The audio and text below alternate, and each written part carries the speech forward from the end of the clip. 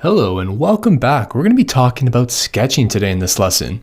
And sketching is really interesting. I mean, there's so many different ways we can use sketching for user experience design. One thing I really like to do is use it just for idea generation. And, we're going to learn about that. We're going to learn about the process.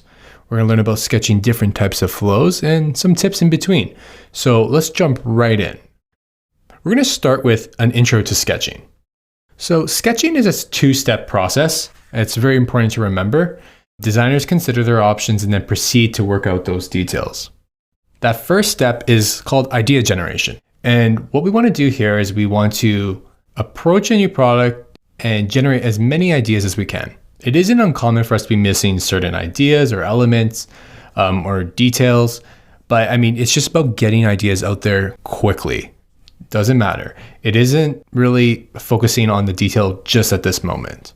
Generate as many approaches and then decide on which one is the most efficient for the task you're trying to solve for.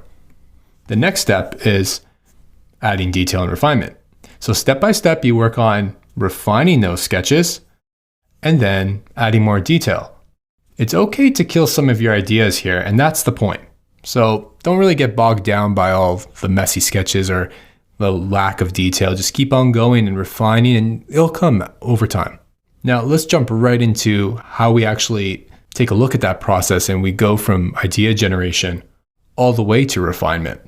Now that first step is generating ideas like we just spoke about. Now these are the initial sketches you basically create, and they have lower level details. They have no colors usually, maybe some colors to signify key parts of the sketch, but the goal here is to draw a lot of basic sketches. You'll notice here that there's just like a square, an arrow, some text. At this point, like I said, just generating as many options as you possibly can. Don't get bogged down by those details.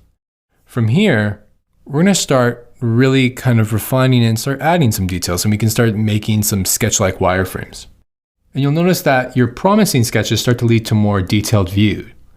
And it may not have all the details still, and that's totally fine, but it will have a lot of the key details, and you want to refine those from those sketches that you had over here. So you'll notice that we start adding a little more elements and different types of UI elements up here and down here, buttons, different types of inputs.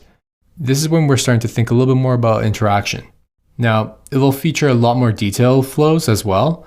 So we'll get into this soon. Don't worry about that. The next step, so when I'm getting into visual design and start thinking much more about these wireframes in much more detail, I'm actually going to refine a lot of sketches and start to pull out certain elements that I think are really needed. So I'll start to realize that as I start building out these kind of components, I'm going to need buttons, I'm going to need different inputs, I'm going to need to account for different types of content. And that's really going to help us in the future when we're thinking about the different types of requirements that we need. That is the basic process from going from ideas all the way to components. Next, we're going to be talking about entire sketching process.